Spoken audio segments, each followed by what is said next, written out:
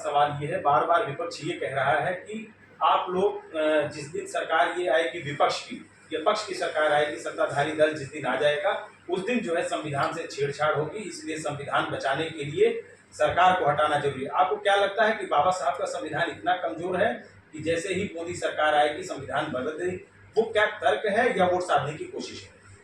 देखिए, ना बाबा साहब का संविधान कमजोर है और न इस देश की जनता कमजोर है। उसको जिन साजिशों के तहत वंचित रखा गया है और जिनको दूर करने के लिए संविधान में बाबा साहब ने विशेष रूप से उल्लेख किया और इसीलिए आरक्षण की जो व्यवस्था उन्होंने की कि जो पिछड़े हैं, जो वंचित हैं, उनको विशेष अधिकार दिए जाएं। डॉक्टर राम मनोहर लोहिया ने भी विशेष अवसर के सिद्धांत की इसीलिए वकालत की थी कि विशेष अवसर का सिद्धांत दिया जाना चाहिए, जो पिछड़े रह गए हैं उनको बराबरी पर लाया जा सके। इसलिए इस बात को समझना है। लेकिन जो हमारा असल अधिकार है उसको पूरी तरह से प्राप्त करने के रास्ते में जो भी अवरोध आएंगे उनको हटाने का जिम्मा हमारा है और समाजवादी पार्टी अपनी जिम्मेदारी को पूरा कर रही है। इंडिया गठबंधन इस लड़ाई को लड़ रहा है। जहां तक उनके द्वारा संविधान को बदल दिए जाने की बात है, ये कोई काल्पनिक बात नहीं है। आरएसएस के प्रमुख ने कहा कि यहाँ संविधान को एक बार बदलने की आवश्यकता है, बदलने की जरूरत पड़ेगी। कर्नाटक में अनंत हेगड़े कहते हैं कि साहब बदलने की आवश्यकता पड़ेगी। अभी अयोध्या के सांसद कहते हैं कि हमको 400 सीट दे दीजिए क्योंकि उसको बदल देंगे। बाकी छोटे मोटे नाम तमाम उत्तर प्रदेश सरकार के तमाम मंत्री हैं जो, और वो इसलिए कहते हैं कि उनका अकीदा इसमें नहीं है, वो संविधान को मानने वाले लोग नहीं है और संविधान की शपथ लेकर के वो पदों पर आ गए हैं,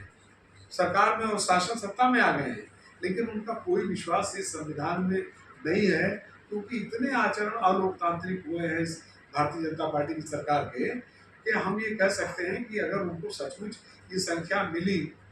जो वो चाह रहे हैं और इतनी बड़ी संख्या में वो आए, देश कल स्वीकार करेगा नहीं स्वीकार करेगा, क्या कठिनाई होगी एक अलग प्रश्न होगा, लेकिन वो इसकी पूरी कोशिश करेंगे इस संविधान को बदलने की। इसलिए हमारी कोशिश और प्रदेश और देश की जनता की ये कोशिश है कि हम उनकी इस ताकत को ही बिल्कुल नष्ट कर दें कि जिसमें इस तरीके का सपना देखना वो बंद कर दें। अंबिका जी, एक चीज़ ये बताइए कि आपको क्या लग रहा है कि किन मुद्दों पे जो है आप लोग लड़ रहे हैं और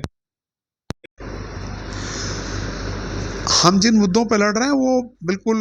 मौलिक सवाल हैं। सबसे पहला सवाल तो हमारा संविधान बचाने की, लोकतंत्र बचाने की जो लड़ाई है वो है। देश के नौजवानों के सामने और देश के ही सामने जो सबसे बड़ी समस्या है वो बेरोजगारी की है और ये बेरोजगारी कोई अचानक अपने आप से बढ़ी हुई चीज़ नहीं है। सरकार की नीतियां ऐसी हैं कि भारतीय जनता पार्टी ने 2014 में ये वादा किया कि 2 करोड़ रोजगार नौजवानों को हर साल देंगे और 10 साल में जो 20 करोड़ नौकरियां मिलनी चाहिए थी उसमें से सरकारी नौकरियां आप पूरे आंकड़े लेंगे तो जैसे 4 लाख नौकरियां अकेले कम हो गई रेलवे में इस दौरान। इसी के आसपास सेना की जो संख्या हमारी है उसकी स्ट्रेंथ कम करने का किश्तों में जो काम चल रहा है वो पूरा लक्ष्य होगा तो 4-5 लाख से ज़्यादा होगा, लेकिन अभी किश्तों में जितना हो पाया करीब 1.5 लाख के आसपास की हमारे आर्म फोर्सेस की संख्या घटा दी गई है। और जितने सरकारी उपक्रम हैं उनको जिस बेरहमी के साथ कुछ खास पूंजीपतियों के हाथों में बेच दिया गया है वहाँ नौकरी की संभावनाएं समाप्त हो गई और सरकारी दफ्तरों में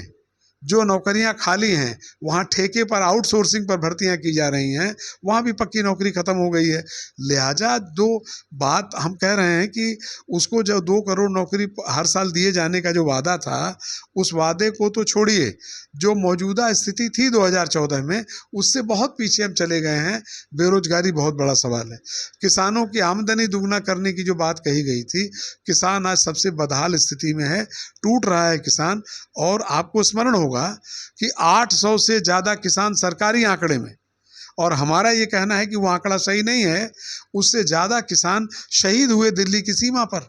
सरकार उनसे बात करने को तैयार नहीं हुई थी। किसान का सवाल एमएसपी सिर्फ नहीं है, उसके लागत जिस तरीके से बढ़ रही है और उसकी फसल की कीमत बिल्कुल नहीं मिल रही है, उसकी खुली लूट हो रही है, उनकी सुविधाओं को बढ़ाने की दिशा में कोई काम नहीं हो रहा है और उनके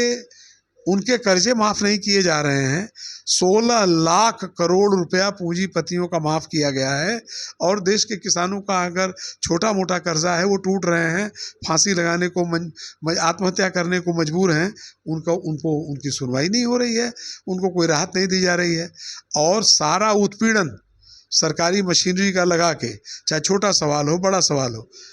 कचहरी में, थाने में, ब्लॉक में, जहाँ भी किसान जाता है वहाँ उसकी तबाही है। उसके बच्चों के पढ़ने का इंतज़ाम नहीं हो रहा है, स्वास्थ्य की सुविधाओं पर सरकार का कोई ध्यान नहीं है। इसलिए ये सारे मौलिक सवाल हैं जिन सवालों पर जनता लड़ने को तैयार हुई है। और राजनीतिक दल होने के नाते समाजवादी पार्टी, इंडिया गठबंधन की जो अपनी जिम्मेदारी है, इस लोकतांत्रिक व्यवस्था में हम मजबूती से इस लड़ाई को लड़ रहे हैं। दो आखिरी बड़े सवाल हैं, वो पूछना जायज़ है, आप पूछिए। इसलिए क्योंकि जनता के बीच में ये बात जानी चाहिए। बार बार बीजेपी ये कह रही है कि जैसे ही पार्टी, अगर हमारी सरकार नहीं आती है, विपक्ष आता है, तो फिर से अराजकता का माहौल, भय, गुंडई और तमाम चीज़ें, कानून व्यवस्था से खिलवाड़, ये सारी चीज़ें फिर से उत्पन्न होगी, जैसा कि समाजवादी पार्टी के ऊपर आरोप लगते रहे हैं। तो आपको क्या लग रहा है कि ये चीज़ें होंगी, या इस बार अगर सत्ता परिवर्तन होता है तो आप लोग प्रदेश में या देश में इस तरीके की चीज़ों को रोकने में कामयाब होंगे? मैं जिम्मेदारी से एक बात आपसे कहना चाहता हूँ। उत्तर प्रदेश के संदर्भ में, देश की बात तो बाद में हो जाएगी, लेकिन ये उत्तर प्रदेश के संदर्भ में सवाल विशेष है कि 7 वर्ष से भारतीय जनता पार्टी की सरकार है और इन 7 वर्षों में थाने में घुस करके कप्तान के बंगले और उसके कार्यालय में घुस करके